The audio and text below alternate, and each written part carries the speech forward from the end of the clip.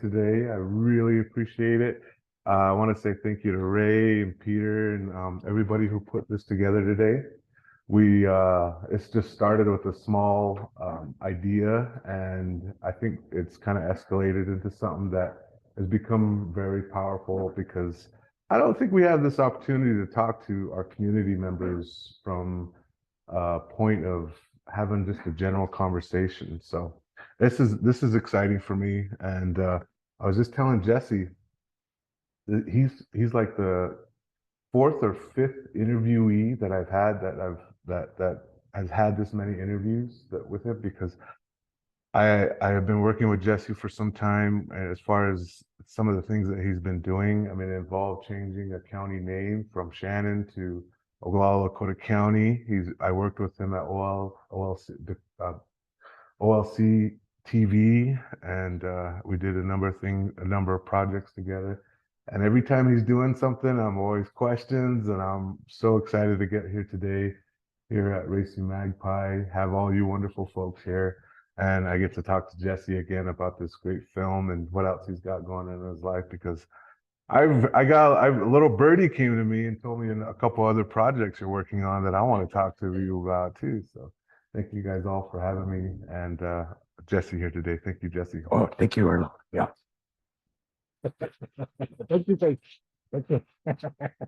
So Jesse, just let's start out right away. I think now that we're live, I think share with us what your thoughts are of your film. I mean, I don't think anybody's ever asked you that. What is your scope of this film, the United States versus the Lakota Nation? Yeah, I think you know, it was something very scary, you know, and not something that I myself would ever probably try to do because I don't feel worthy enough to do it. But the thing is that I always trust my intuition, and I trust my creative intuition. And every time that I listen to that, things happen, right? And that's really kind of how this began. Is just I just trusted my intuition, and a lot of things don't work over the years. A lot of things don't get off the ground. There's thousands of good ideas all over the place, you know, but it takes a special combination to get one of those off the ground, you know. So for whatever reason, everything came together with this. And looking back and watching it again, to me, it's everybody that, not just the people that are speaking, but everybody, you know, like all of our tribal members, all of our grandparents, even friends and stuff, people that. So I guess at the end of the day, I just try to look at it as a prayer, and whatever I try to do to get it to where it needs to be, that was my prayer for it, you know. In preparing for this conversation, I kind of stalked you a little bit. I went through everything, bro. Everything. But I thought what you said to me just made me think about something I saw on your Instagram. You go into the Badlands and you find bottles. Yeah. Mm-hmm. And then you take those bottles and you flint knap them into arrowheads. Yeah. And then you just leave them out there. Yep. Yeah, I'll sprinkle them around. I'm not kidding. He takes bottles and he turns them into arrowheads and leaves them out there. And I thought about this film because anybody can go out there and find those bottles out there. It's the bombing range. Yep. There's junk out there. And you found something that wasn't really a gem, but you turned it into one and you left it out there. I really look at this film because anybody out there that have access, because this is another thing I'm going to talk to you about later on the road, is about access and privilege. But you took this information, the United States versus America, that research that was involved with this, and you turned it into a gym and made it something. Does it feel like you've done something like that? Because that's how that's kind of how like I thought about this, because you just picked something out that was very like subculture and everybody, it was just a general idea of what it was, and then you brought it together and you made it a little bit more simple for people to understand. Yeah. You know, when I was little, and that's where I grew up in the Badlands. The Oglala Sioux tribe had the concessionary in the Badlands, and that's where my dad got his job, working for the Badlands. It was run by the tribe. And ever since I was little, I always find arrowheads, see them everywhere. And they're all sprinkled all out here. And so I had a real affinity for them. And they're just all over the place. And that's a part boggles my mind, is the usage of this land and the little traces that are left behind, and they're all over. And so I think, you know, that it's to me, it's the land that it it's all like about the land at the end of the day. And it's hard, right? Because there's all these things and policies and fences and all that. But you know, it's just that's what helped me, I think, strengthen my creative intuition, was being out there. And I feel like I don't come up to the Black Hills much, but I love the Badlands. And to me, they're like grandparents, you know? So that's how I look at them. And you're exactly right. I go around scenic, I look for old beer bottles, you know? And boy, there's a bunch of them around there. And interior too, you know? There's a whole bunch of glass all over. So I take all those glasses, the broken ones, the round part, you know? And I want to make arrowheads like I see, because nobody does that no more. Nobody makes arrowheads no more. We could climb up this hill, we might find one, you know, but then once somebody takes it, it's gone, right? So I try to make ones and then flick them back out there, you know. Now, oh, where did this come from? And glass is like obsidian, you know. So it naps just like obsidian. And I use the rocks that the people around here were using. A little bit trickier process, and a little bit more harder process, but it can be done, you know. And they did it, but that's why I do that. And I think that, I don't know how to put this in the right words, but the Badlands is part of how gives me creative intuition to point me in the right direction. And so, yeah, this film is just like a piece of glass that I try to find, you know. And well, what can we do here? You know? Now I'm in a spot like you kind of get an idea where you get your artistic background, but what I want to know is like what got you in the film? Like what because like I can remember the first time I got a camera and I was like, I know what I'm gonna do with this, you know. And what triggered that for you? Well, I had no interest in any of this. Had zero interest and had any idea of how even media works, right? And my brother, he says to me one day, I never knew about education, and I guess I was just doing the American thing, you know, work, get drunk, work, you know, get in trouble, get drunk again, work some more. That's all I was doing. So one day my brother, he goes, kind of pokes me in the shoulder. He said, "Why don't you come with me and go to college?" And I said, "College?" He's like, "Yeah, yeah." I go, "Well, where are you going to college at?" Gives me a catalog, and it's an Oglala Lakota College catalog, and it's a whole thick book. He's like, "I'm gonna go do the construction program." He's like, "Why don't you hop in with me? Come with me. Let's go do it." I said, "Oh, okay. Yeah, that sounds cool." And it's my little brother, and he's like thinking ahead. And so he's like, "Okay, yeah, let's go do construction. That sounds fun."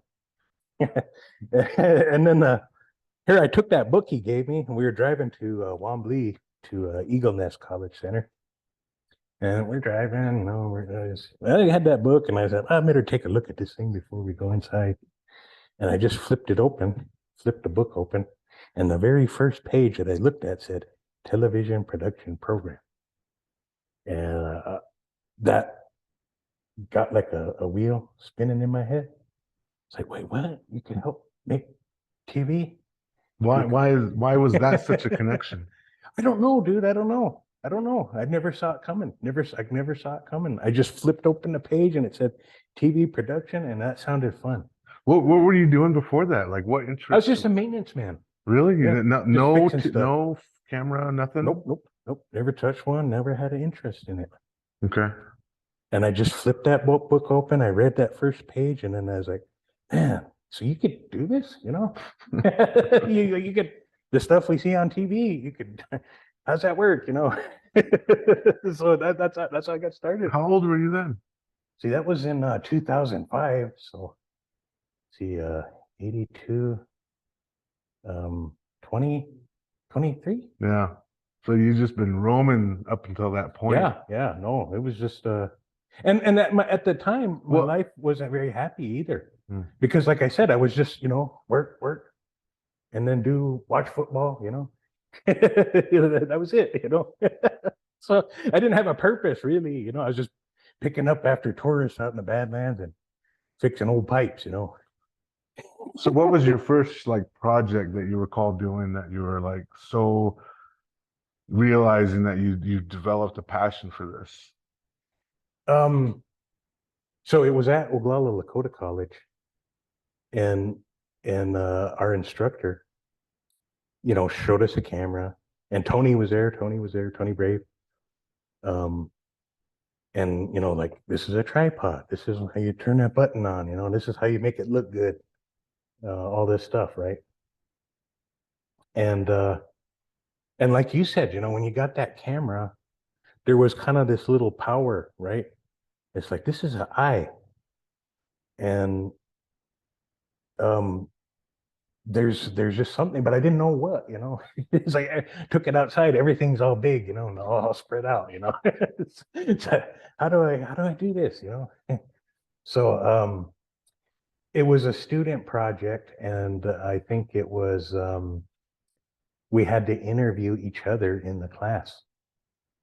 And I interviewed one of my classmates, and that's the first time I ever did anything. Yeah. And how did you get involved with the Lakota Nation versus the United States? Well, that was another leap that I had to go through.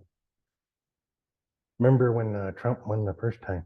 And remember Standing Rock, that first day he's like, memorandum. Yeah, that day I was like, man. I was like, all those people worked all hard just in that one day, And so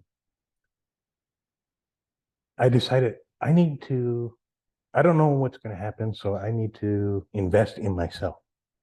And I need to go back to school, because I didn't finish at OLC. I started there. I ended up working at KOLC, but I never finished my classes and stuff. So I never had any real degree. I had a certificate or something. So I was like, well, I better go back to school and maybe learn something.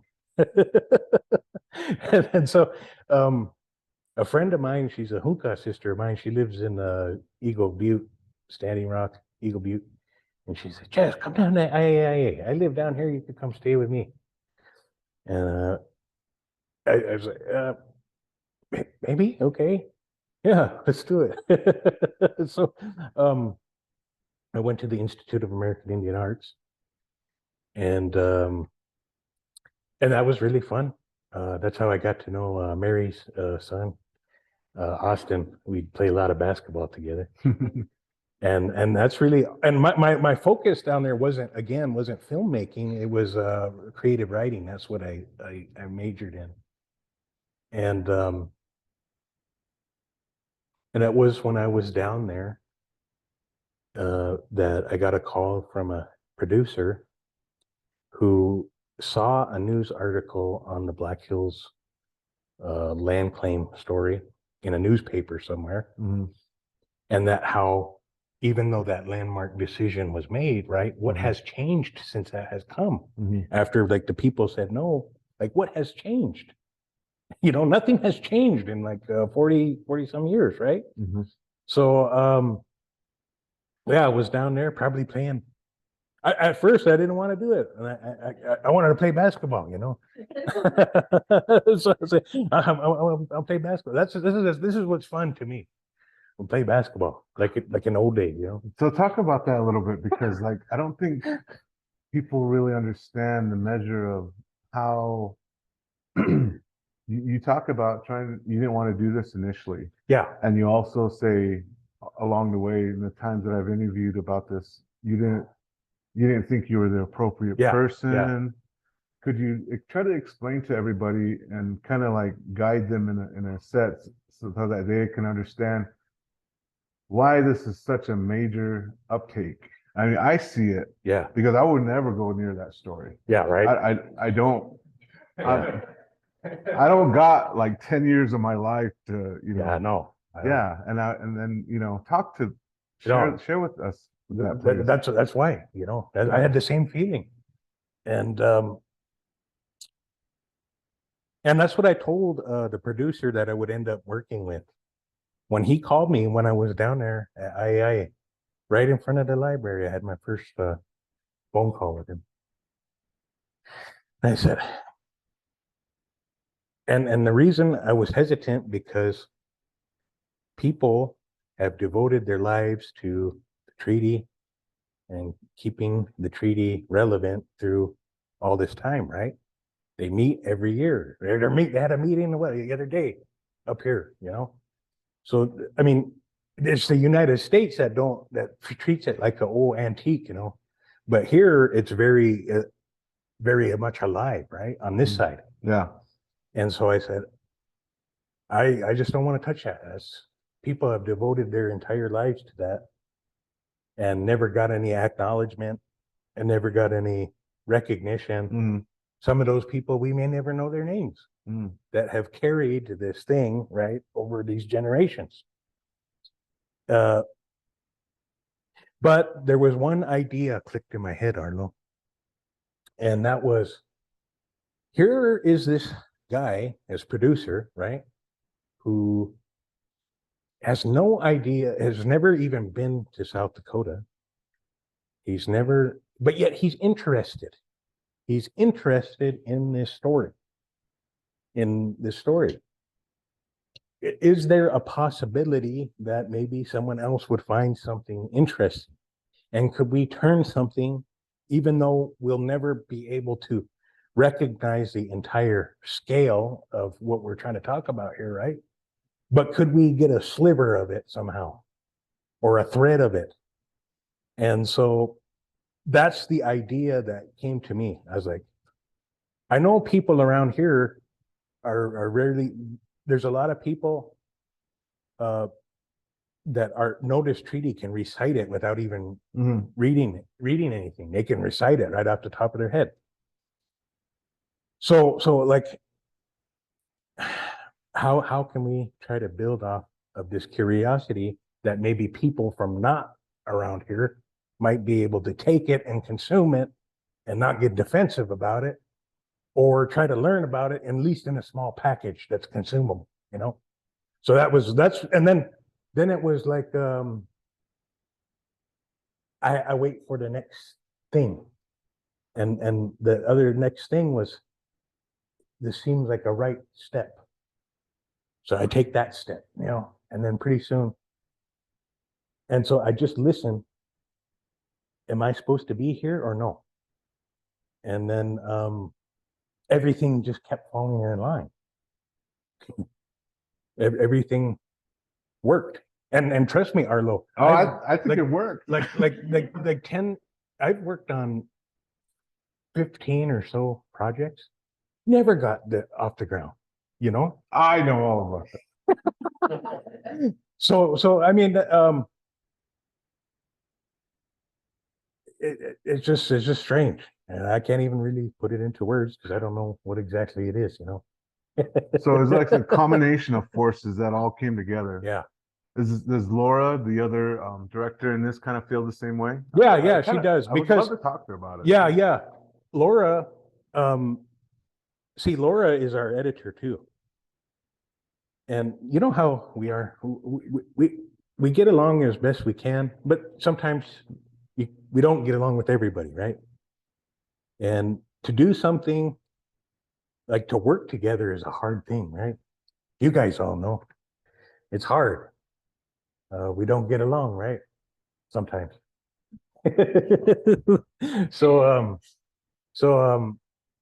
with something as this, where we're going into this really intense creative space, right? You have to have somebody that you trust.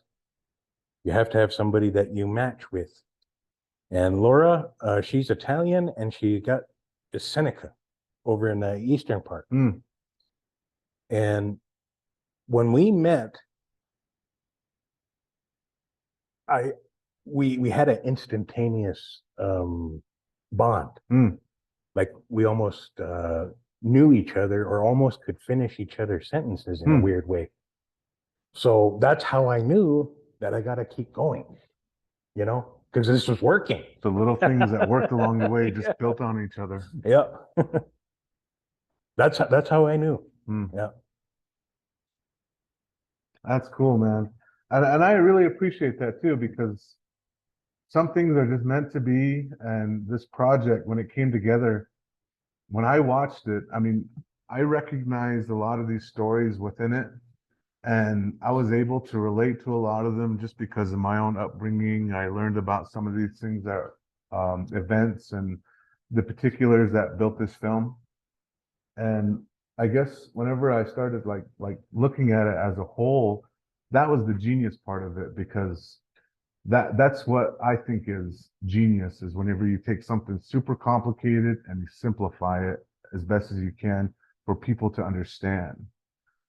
Me and my wife, we were talking about you, and one of the things that she made mention to me was that there's when it comes to our people, Indigenous people, Lakota people, Oglala people, when it comes to our people, one of the things that we're always struck with is the disconnection of ourselves.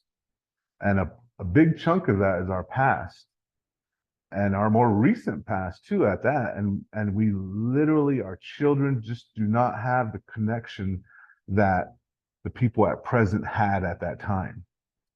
And that disconnect is there's a lot of generational disconnect, that when we barely know how to be parents, we barely know how to be grandparents, and we're expected to pass this information down whenever we have this cloud of misunderstanding. It's always complicated. So for us to have information like this in a manner that's condensed, it's impactful, that had to take a lot. And so whenever I hear you tell me things that we built on this, we built on this, we built on this, that means that you guys were a collective effort coming together. Yeah. So now my question is, because my question is that whenever I directed this film, after I got done with it, I thought, that's kind of what I wanted. Yeah, no. Pretty close. Yeah. I'm like, but I was telling my wife this morning, I was like, I'm about 80% off of what I wanted. Yeah. How I wanted it to go. Yeah. Is there anything in this film like that? Are you like right on the mark, or are you way off? Yeah, no, you're right. as much as you try to see something and you can see something, it never gets to where you've seen it, right? So you got to try to get close. and so yeah, no. And that's what's nuts. These things can go in 1,000 directions. It can go in this direction, it can go in that direction, and can be completely different, right? So there's thousands upon thousands of opportunities to tell a story, right? So because you could go thousands of directions. And so yeah, no, I had to compromise within myself because as we build momentum, right? And then you start getting people and more people, and that's really cool, right? Because that's where you can start get to play with you can get bigger budget, you can use better equipment, you can hire maybe a few more extra people, right? So that stuff's cool, but you have to work with these people because I don't have a whole lot of cash, so so when these are other people's money, so I have to find compromise, right? Because everybody, they see the opportunity, right? They buy into the opportunity, they buy into the potential, but yet, how do you shape that potential to get to something, like this, right? So it does take a little bit of compromise, especially when you do, build more momentum with people that are helping you to get this done, right? So it becomes tricky, and you never land where you thought you were going to land. But I'm pleased. That's where I have to keep an open mind and be flexible to say, okay, I wanted to try and do this, but it wasn't really feasible, but yet this still accomplishes the general goal, right? Like the message that I wanted to say by showing this or showing that we can't, get the footage or whatever. How can we say it in a different way? So things do change, and I think that having that sort of plasticity, then I say to myself, well, can we still accomplish the same thing without this thing? And then it becomes different, but the overall spirit is still the same, right? In the process, what did you run into that you weren't expecting? I mean, for example, like I use Milo. You guys use Milo Oh yeah, yellow hair. I love yeah. Milo. Milo comes at you with some surprising things from time to time. Is there anything within the film? Because I know Milo wasn't totally expected, but like, were there things inside of there that jump out to you that you recall that were just totally improv that came out really well? Yeah. And Milo is a good example of that because Milo was one of the last interviews that we did, and there's so many people that are experts in this field. Um,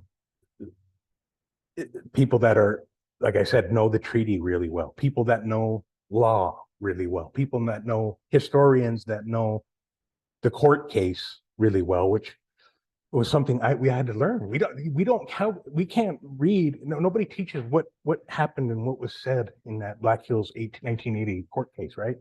Like we have to go really look in and piece it all together. So I remember I was asking the question, and Laylee helped us with this, and Laylee looks at language really well, almost like a forensic way. Uh, get the microscope out, look at the letter, So what's all attached here? And I don't know. Somebody was pointing us in a direction, and for whatever reason, Milo happened to be ready, and I've known Milo for a couple of times. He was able to see who I was and what I was trying to do. It wasn't really planned. He came to us. He came to us without, like coming out of, like, it was something that moved us together without him calling me or I'm calling him. We just somehow found each other, and I'm really grateful for that, because I don't think we would be in the position where we are without his knowledge and his expertise, and his insights on things. What are the what does it take to win an Emmy? I mean, was there money here? Did we slide some bills somewhere? Or what do we do here? What are the politics of winning an Emmy? That I don't. The Emmy surprised me. I was 100% caught off guard by that. It was the Oscar that we tried to invest in because we wanted more exposure, right? We want as much as exposure as possible, and you got to play these games, right? And what I quickly realized is it's a pay to play sort of thing. It's not necessarily based on merit. A lot of these big companies, right, that are huge, like these, like our phones and stuff, like all these big companies that make big media, they invest in a story and they want that story to do really well. So it's a strange world, dude. It's a strange world, and not one that I particularly care for. That being said, I think what happened is when we and what happens is if you have a film, right, and there's a couple of benchmarks you have to make, right? You have to have a theatrical release. Okay, we checked that box. We were played in theaters in various spots around the country. You have to have something with the distribution or something like that. That checked that box. Okay, now to be in consideration, you check the minimum requirements, right? Now you have to go out there and you have to attract like critics and all these people that are in the industry to start creating buzz. And how do you do that? Well, you play the movie and you invite them to come, and then you really try to say, hey, watch this. And then those people, they start, compiling. They're all part of a group, right? So they start, and it's a crazy thing, right? You could have the greatest thing in the world. If you don't get out there and work these little channels, right? It might not ever get out there. That's nuts, But Ardo, the Emmy came from that result, from working the back channels in the Oscar way. Then, and I don't know who, it's the Academy of whatever television. They're all interconnected, right? Somehow someone in that academy must have been advocating for it, and then it gets into a position where it's considered, and then a position where it's judged, right? And then it makes it. But that one caught me off guard. Was not seeing that one coming. What about is there anything that has come out since the release of this that you were like, damn it, I should have put that in there? Does anything come out that way? Yeah. I would love to redo it again, but I also don't want to do it. I was like, I can hear Laura somewhere like, I was like, because I'm different than I was back then. I'm different than I was back then. Kev got to be president, and that really changed my perspective on things. Where I was coming off at IAIA, I was in a different mindset. And you're talking about your friend Kevin Killer. Yep. And when he became OST tribal president, he asked me to help him. And now I have a different perspective on things. And so in that sense, I would sometimes, in the back of my mind, I was like, oh, I wish we could, or maybe this or that, or we move this to over here and then this over here. But I only do that for a little bit and then I shut it down because I just got to let it live as it is. And I just got to let it go.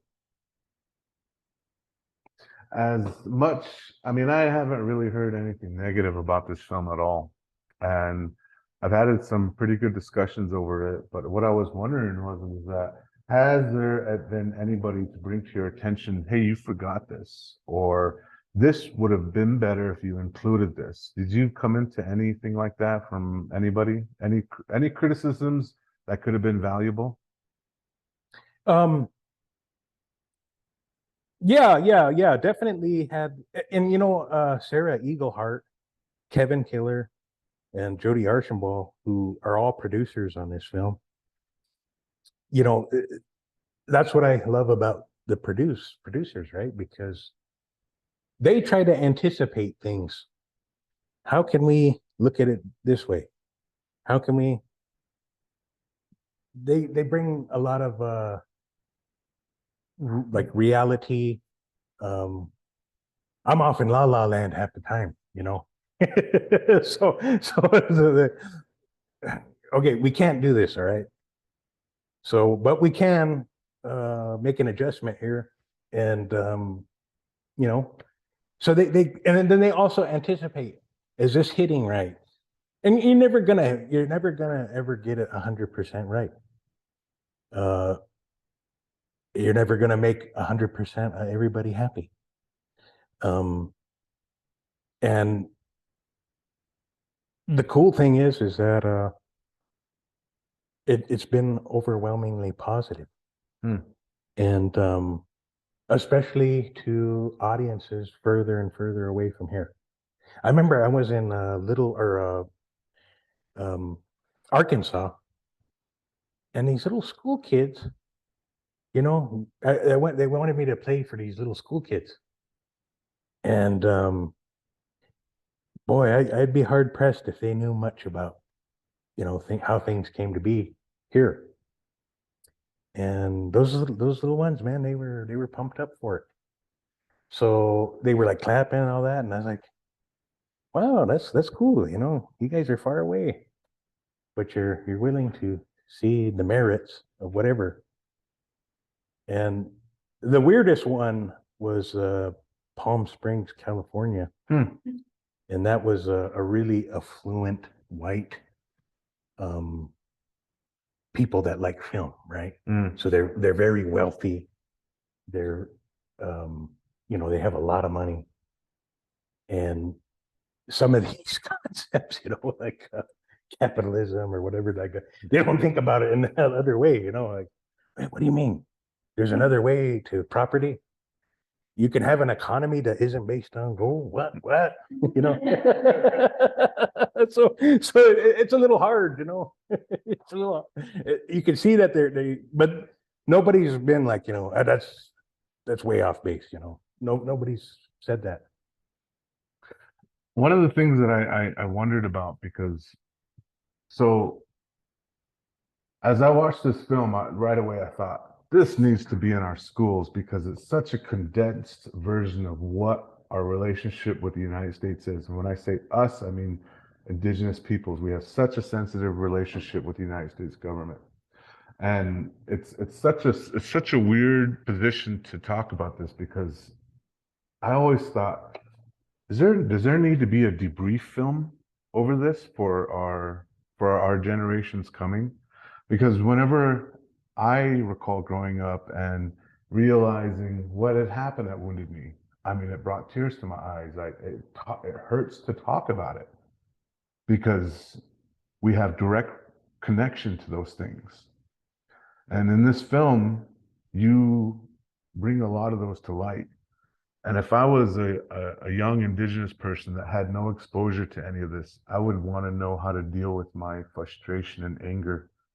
Have you thought about producing anything like that, or creating some sort of sub packet to have people discussions whenever they get done watching the film? Yeah. I when we were doing it, I didn't anticipate that. I was being too clever, too selfish, you know. I'm not thinking about how this affects people. Hmm. And the one thing that I learned from another native storyteller and one of my friends who worked, there's what they call impact campaigns. And that's something, Arlo, if you get something on the ground or, you know, take something and you get it out there, you know, a lot of these things are tools, right? Or that's the way I look at them. They're not just entertainment, it's a tool. Think about things differently. Think about other perspectives differently. And so, you know, impact, I try to be more careful. Try to think be more careful because it is a powerful tool. It can go into people's, that one lady that was here, she said, I cry, you know, Mm-hmm. and I can't make people cry just out, you know, when I go out in the mall, unless I really yell, you know, or something, you know, curse them out or something, you know. But see, but that's a special thing, man. That's a special thing to be able to do that to somebody and not something to be taken lightly, right? Hmm. So I try to think, you know, and think of new things and new perspectives. And you're absolutely right, Arlo. Um, this is just a little bitty sliver, right, of what could be built upon in all kinds of different ways that's applicable to right now at this very moment to something that, you know, like I said, you know, like look at all these arrowhead people out here. Mm-hmm. Arlo, that must have been good times, you know, like some of these are like thousands of years old, you Mm. know, like what was their life like? We'll never, I can almost see them, but I can't. But I feel good. I feel good when I see all those things, you know. Another thing that we were talking about on the way up here, I was that the disconnect because we go into our communities on reservations, you really run into a lot of poverty. And part of the issues that we have with that and that poverty is the inability to access information. I mean, there's no library in Pine Ridge. You know, a lot of reservations, they don't have libraries. And predominantly where indigenous people grow up, there's not a lot of resources for research. Now, just based on all that, you think of our relatives that are living like somewhere in the Pine Ridge Village that, you know, the circumstances don't exactly pave way for a director, you know.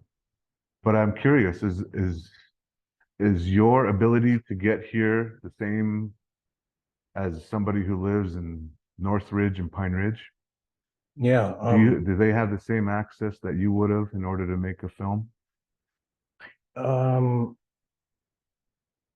I would say probably not. Just right off the ground, right? Mm-hmm. Because again, when I opened up that college book, um, that's what told me to stay where I'm at and to keep walking this line. Hmm. Um, so it's definitely a journey, right? And if you're going to come wherever you start from, um, I wish I could just say, go to some of these people, you know, I want to see what you believe in and I want to make it happen. But I can't do that, you know? So there's a part of this, right? We all have our own traumas. Every single one of us. Uh, and they're all different, right? So there's two things that I could say that might help. one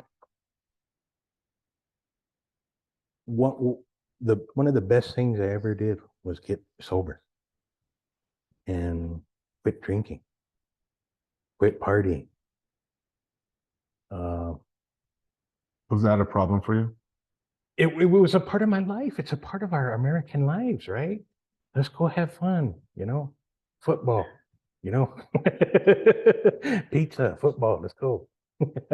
Then pretty soon, so uh that was getting me nowhere.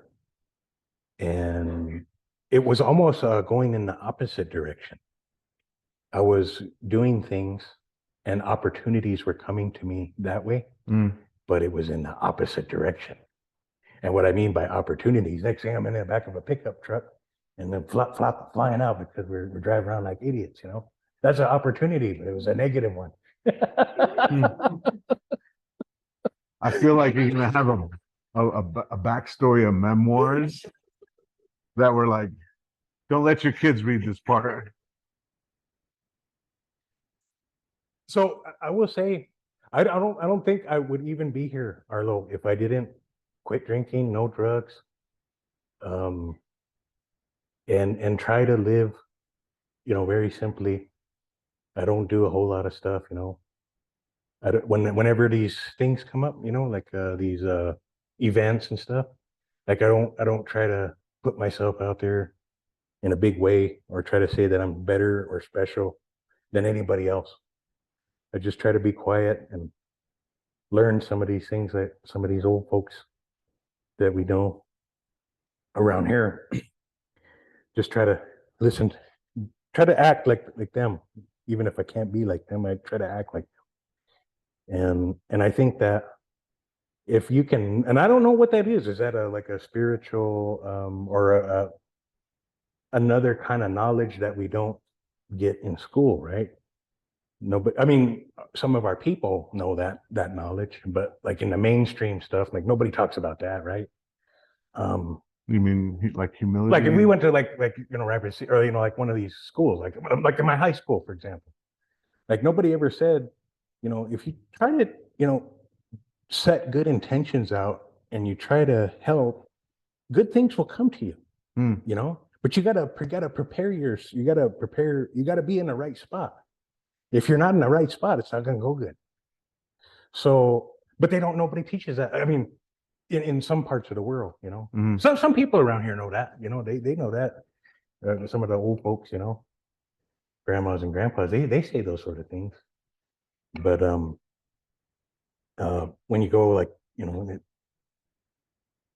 other parts, it just they don't teach you that stuff. So I would say, especially to somebody, say like really having a hard time, hard challenges, and has no chance, and just hang out, hang in there, and try to understand your own self. Try to understand who you are as a person, and that may be, mine. Like I said, was having the ability to find safety in the Badlands. That's where I found safety. And that's where I was allowed to let my spirit, grow.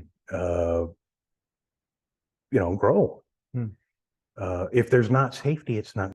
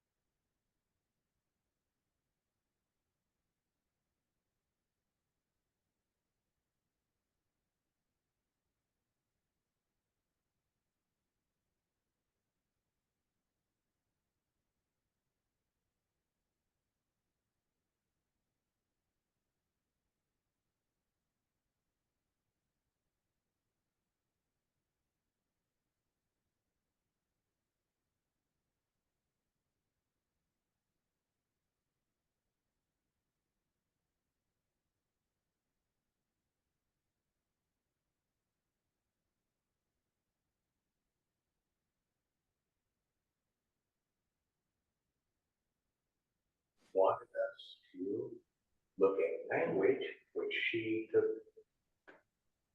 that 2008 apology, took it apart, analyzed it. What does every word of these mean, right? What does the word whereas means? And what we found out, you know, is like when you say the word whereas, especially like in legal terminology, it absolves you from having some sort of legal responsibility, right? So you can use that word, whereas, you know, or these words to get away from your own fault, right? So that they issued that apology, but made it so that they can't ever be used, you know, like a court case or something, right? Yeah. And so Laley takes all of that language and deconstructs all of it, right? And that's what we spent a whole semester was trying to see how Laley examines language. And so that's where I think I got the, not the idea, but I was absorbing that, right? I was absorbing that, and I was absorbing it through the pages of her work. And shortly later, a couple of semesters later, I got to have the opportunity to have her as an instructor. And so I even got even more of an education on the power of words, the power of words, the prayer that are in words, and how to, you know, look at language, but also have fun. And so have fun in the opportunity that there are so many different messages in every single word, every single sentence. And that's what I learned from her. Now, at the time, I didn't ever think that I'd ever cross paths with her as a narrator, right?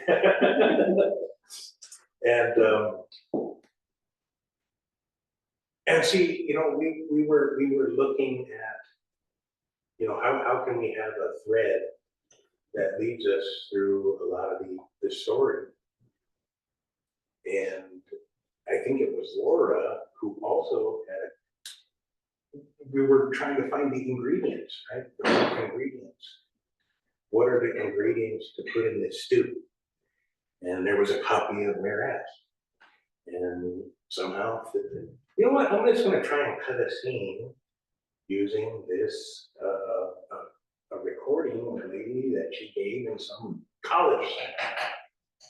Let's just see what that kind of word mixed with this picture sounds like, right? And what it was doing, it was saying that this is the thread that we'll have to try to use to bind us all together. And yeah, it was Lily, and yeah, it was sweet, you know, and knowing Lily and stuff, you know, she wanted us to be careful. She wanted us to be careful, and she wanted us to be responsible and try to be accountable, because it's just a tricky thing. And it's a tricky business, and it's a tricky industry. There's all kinds of negative opportunities, right? But if you try to hold to yourself and, you know, try to be responsible, things will help you.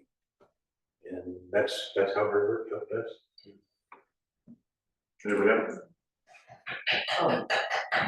Speaking of like long form stories, how difficult is it as a storyteller now, where people's attention spans, you know, they consume media in like 30-second snippets, and how hard is it now to tell a 2-hour story when people just don't thinking anything longer than 30 seconds? No, I know, right? Yeah, how to cut the fat off a 2-hour How do you condense this down to 30 seconds? No, and the thing is that there's a couple things, right? And one of them is the certain storytelling benchmarks are universal, right?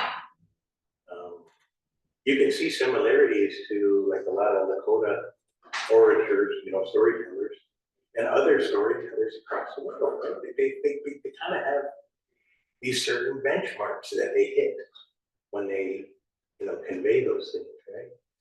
So, and I know that our attention spans are getting smaller, and we can take more and more information in smaller and smaller packages.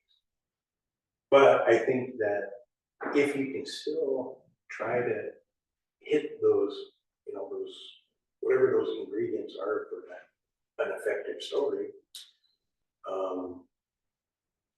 you can piecemeal a lot of those little things, right? And stretch them out, and stretch them out, and stretch them out. And it's fun because, we're at a time, like even like Arlo, when you were at OLC, when I was at OLC 20 some years ago, it's like ancient times, right? So, but yet the certain things will last forever, and they'll always be the same. But the fun things, that you can manipulate and edit, how you present it. There's always new opportunities to be fun, maximize, that evolving attention span. But some things will always still hold steady as far as how a story hits. Anybody else? I have a small comment. We were talking about Laylee's poetry, and I was actually talking to her last week because she'll be doing a winter camp with us in March. And she mentioned that you had been a student of hers. And right at the end of your film, the end of the poem kind of talks or alludes to the idea of, I'm trying to surmise this. It's poetry, but they didn't use words, correct? And she said, in her classes, you did something very similarly. You made poetry, but you didn't necessarily use words either. You had a very clear vision, you used film, video, and I just thought that was really cool that kind of all came together. So I wanted to include that. There's things I can't explain. There's connections that are made. Mm-hmm. Even just this, there's always something. Who is it that was saying that a little while ago? There's no mistake too. Mm-hmm. Kung Fu Panda.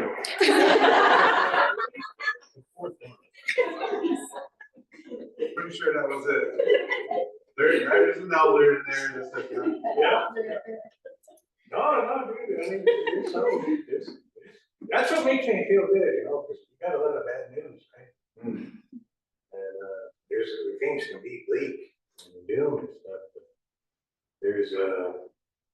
there's cool things that are at work, and it's not one or the other. I mean, we all got cool things in front of us. There's cool things in front of us all. So little birdie told me you're doing a project of Leonard Peltier. What's that about? Well, there's two questions that I wanted to ask myself. Why did those things happen? Why was it the 70s that things kind of, what was unique about that time? And we're at the information age, right?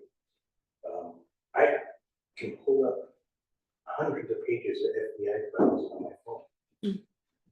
Who are you working for?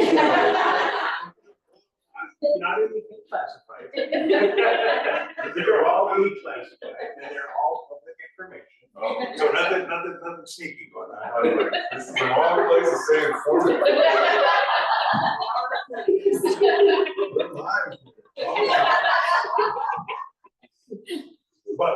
But let me tell you guys. There is an amazing history article that needs to be written. And I'm not talking about myself. I'm talking about anybody that's interested in those things. There's so many, like this picture right here. I'm just focusing on one of those little tips, right? Like that, yeah, Arlo. And the whole thing is everything else, right? So, and there is some really unbelievable things that kind of led to those events that led to a man being in prison for 50 years.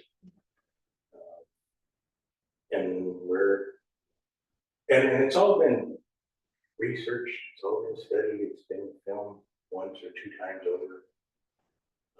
But we're at the time where we can have a little bit different perspective looking back and be able to compile a lot of information that has been uncovered as each year since go by, and try to take a fresh look at things. And there's some shocking things. And what's crazy is, you know, a lot of our people had to witness that, had to endure that. And it spanned everywhere. Pine Ridge, Rosebud, you name it. Rapid City, Gordon, Custer, all these different places, right? So that's what I'm working on. We're just about done. And we're going to debut it at Sundance next month.